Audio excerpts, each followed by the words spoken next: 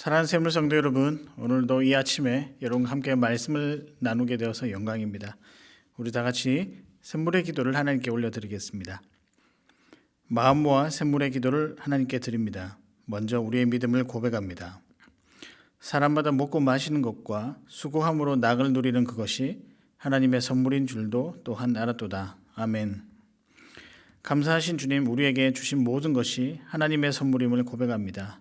감사의 계절을 맞아 하나님께서 베푸신 은혜에 감사하게 하소서. 우리의 입술에 감사의 고백이 늘 넘쳐나게 하소서. 교회와 예배를 위해 기도합니다. 주의 집에 사는 자들은 복이 있나니 그들이 항상 주를 찬송하리다. 아멘. 예배를 받으시기에 합당하신 주님, 주의 궁정에서의 한 날이 다른 곳에서의 첫날보다 나음을 기억하게 하소서. 교회가 예배 공동체임을 기억하게 하시고 매주 마음과 정성을 다해 최고의 예배를 드리게 하소서. 교회를 사랑하여 기도하는 직분자 되게 하시고 맡겨진 영혼을 귀히 여기는 목자 되게 하소서. 모든 성도의 헌신으로 세워지는 교회가 되게 하시고 날마다 영혼 구원의 역사가 일어나는 교회 되게 하소서.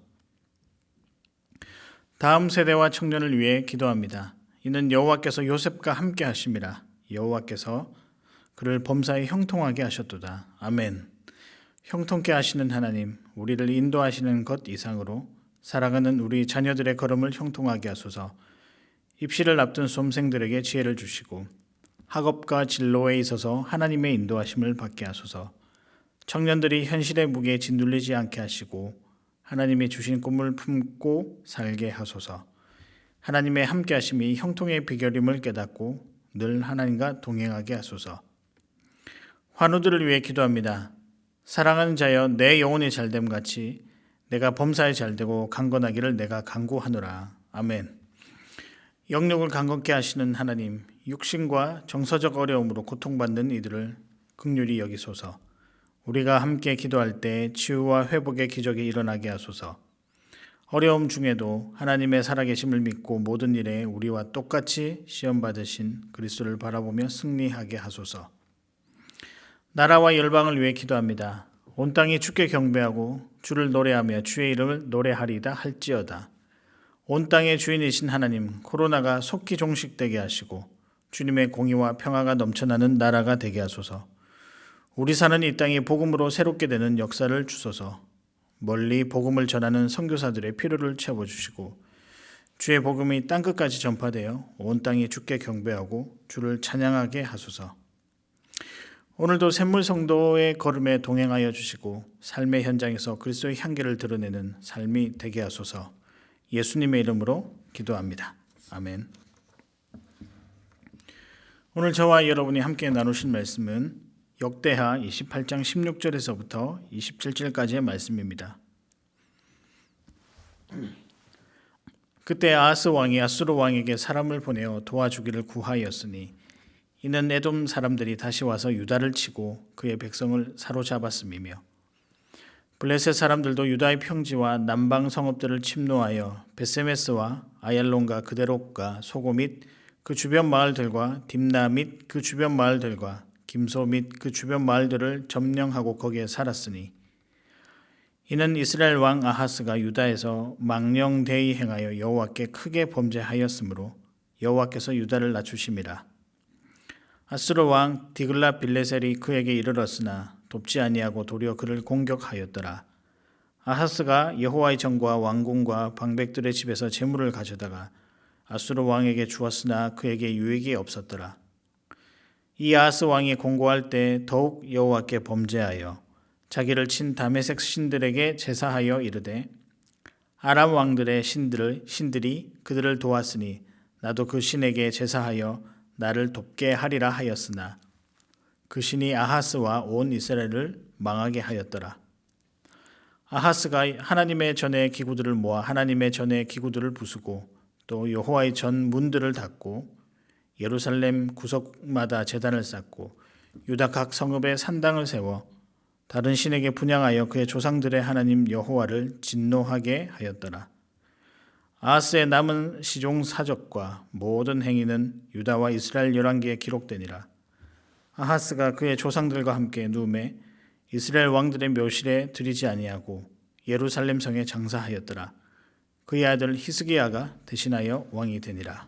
아멘. 여러분, 오늘은 아하스 왕에 대한 이야기입니다.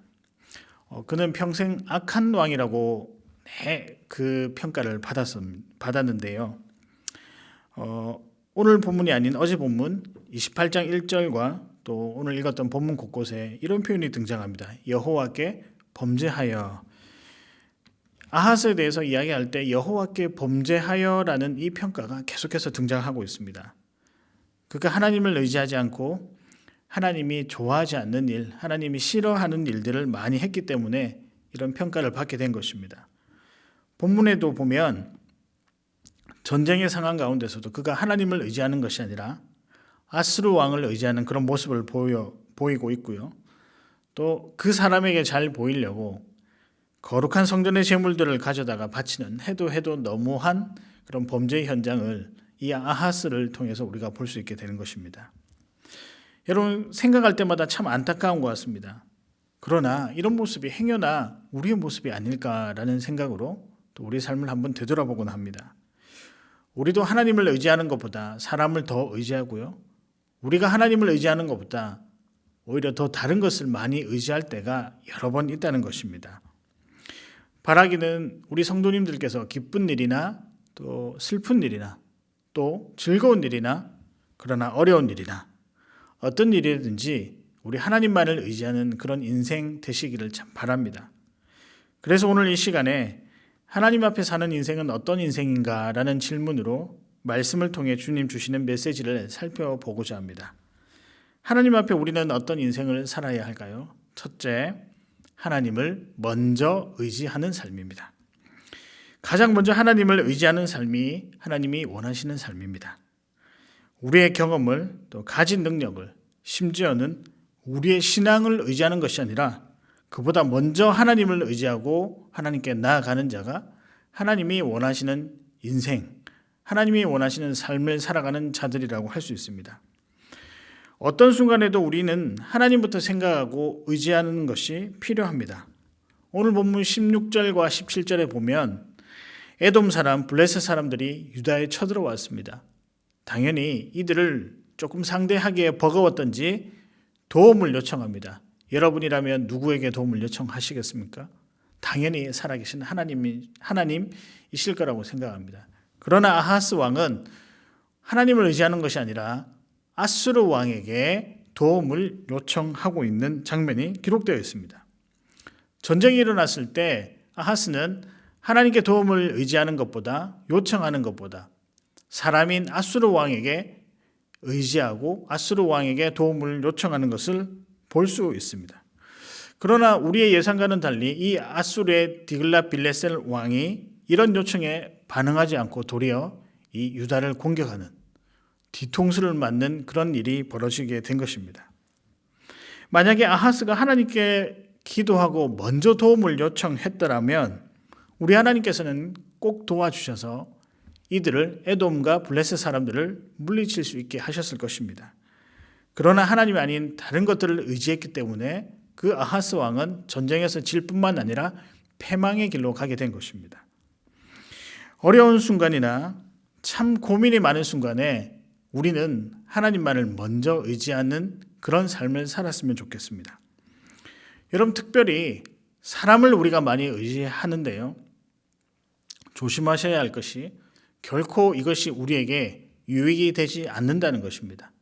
그 사람이 미워서 그 사람을 신뢰하지 않아서가 아니라 우리 인생은, 우리에게 주어진 삶은 하나님을 먼저 의지할 때 그 인생이 참 기쁜 인생, 참 평안의 인생이 된다라고 하나님께서 만들어주셨고 알려주셨던 것입니다. 사실 우리가 힘들면 습관적으로 많은 사람들의 격려와 또 도움 그리고 위로를 이렇게 받고자 하는 습성들이 있습니다.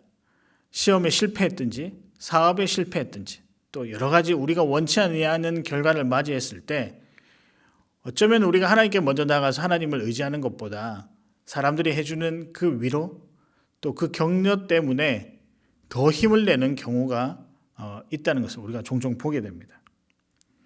그러나 여러분, 성도라면 그것보다 먼저 하나님을 의지해야 합니다. 그것이 하나님께서 원하시는 인생이라는 것입니다. 바라기는 우리 샘물 성도 여러분들은 어떠한 일이 있을 때 다른 것을 의지하는 것이 아니라 오직 우리 하나님만 먼저 의지하는 그런 하나님이 원하시는 삶을 살아가는 성도님들 되시기를 바랍니다. 둘째입니다. 하나님은 우리에게 어떤 인생을 원하실까요? 또 어떤 인생을 살기를 바라실까요? 두 번째는 하나님을 귀히 여기는 삶을 살아가기를 바라십니다. 하나님 앞에 사는 인생은 하나님을 귀히 여기는 삶입니다. 다른 말로 여호와를 경외하는 삶이다라고 말씀드릴 수 있습니다. 하나님을 함부로 대하는 것이 아니라 가장 귀하게 그러나 두려워하면서 그분을 존경하고 존중하는 것, 이것이 여호와를 귀히 여기는 삶의 모습입니다. 샘물의 성도님들은 하나님을 경외하시기를 진심으로 소망합니다. 21절에서부터 24절을 보십시오. 아수르 왕에게 뇌물을 바친 것들이 어디에서 나왔습니까?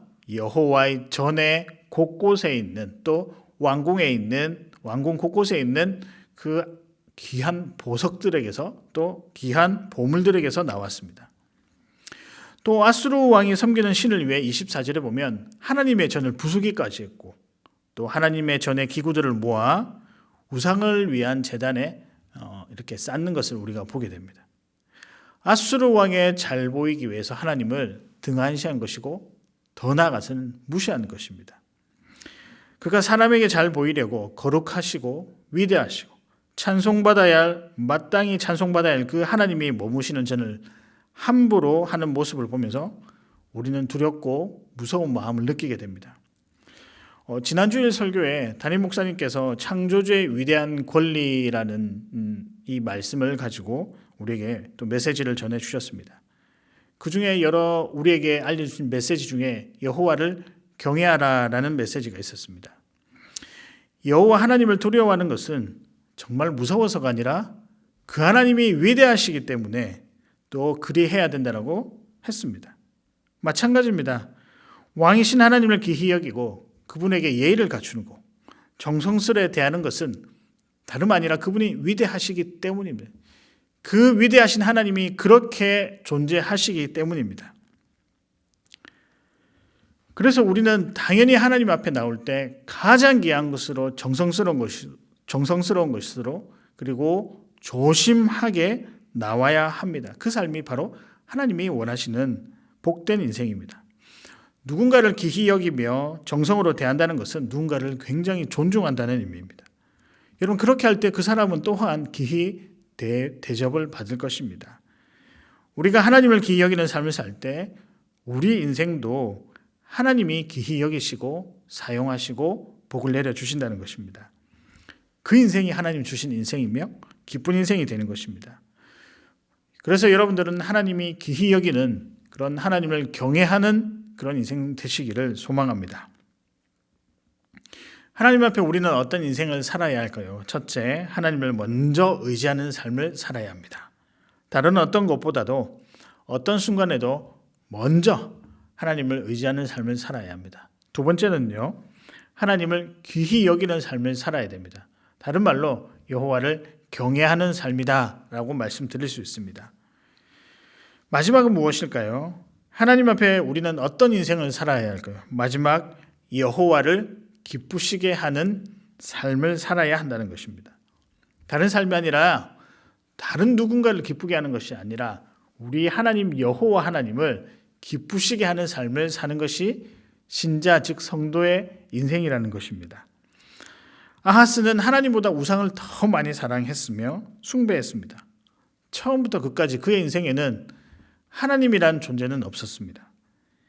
23절에 보면 이런 우상 숭배가 그의 멸망의 아주 결정적인 요인이었다라고 평가하고 있습니다.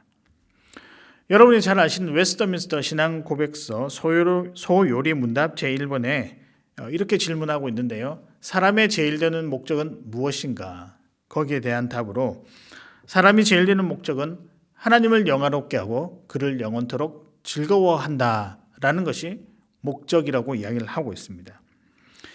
여기서 영원토록 그를 즐거워한다는 의미는 우리가 기뻐하고 즐거워하고 좋아하고 사랑해야 할 대상이 오직 하나님 한 분밖에 없다라는 것입니다. 여러분, 우리는 하나님을 기쁘시게 하기 위해서 이 땅에 태어났습니다.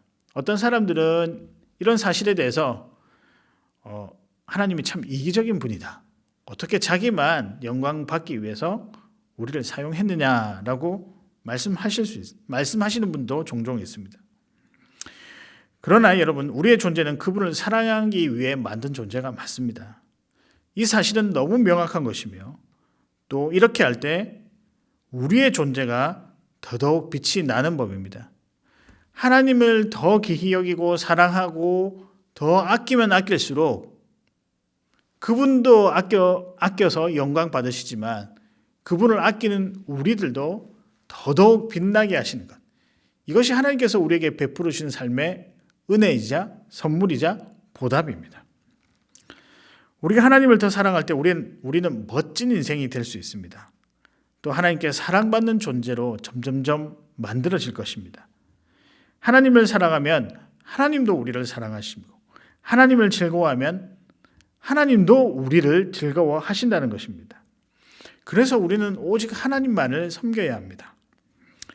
여러 사랑의 대상이 우리 삶 가운데 있을 수 있습니다. 그러나 그 어떤 것보다도 하나님을 더 사랑하고 섬겨야겠습니다. 그럴 때 하나님이 우리를 더 사랑하시고 우리의 삶을 형통케 하실 것입니다. 말씀을 정리하겠습니다. 하나님 앞에 우리는 어떤 인생을 살아야 할까요? 또는 하나님이 원하시는 삶의 모습은 무엇일까요? 첫 번째, 하나님을 먼저 의지하는 삶입니다. 다른 어떤 것보다도 어떤 순간에도 어떤 상황에서도 하나님을 먼저 의지하는 것이 필요합니다. 두 번째는 하나님을 귀히 여기는 삶입니다. 여호와를 경외하라, 이 문구를 기억하시면 될 것 같습니다. 마지막으로 여호와를 기쁘시게 하는 삶을 살아야 합니다. 여호와께 기쁨이 되는 인생, 하나님을 깊이 사랑하는 삶, 그것이 우리가 살아가야 할 인생의 모습입니다. 천고마비의 계절에 우리가 참 더 기뻐하고 풍성해야 하지만 우리는 지금 여러 가지 어려움 가운데 직면해 있습니다. 이 가운데 다른 것들을 의지하고 싶고 또 사랑하고 싶고 거기에 마음을 쏟고 싶지만, 우리 신자는 하나님을 더 의지하며 사랑하는 삶을 살아가는 것이 맞습니다. 그것이 더 필요합니다. 그 삶이 진정한 평안이며 기쁨의 삶입니다. 또 어려움을 이기는 삶입니다. 오늘 하루 주신 여러 어려움 속에 계시다면 주님만 의지하며 나갈 때 얻는 기쁨이 여러분에게 있을 것입니다. 또 감사를 경험하게 될 것입니다. 오직 주님만 사랑하고 주님만 의지할 때 우리의 삶이 점점 형통해질 것이라고 확신합니다. 이런 삶을 살아가시는 우리 사랑하는 샘물성도 여러분 되시기를 주의 이름으로 축복합니다.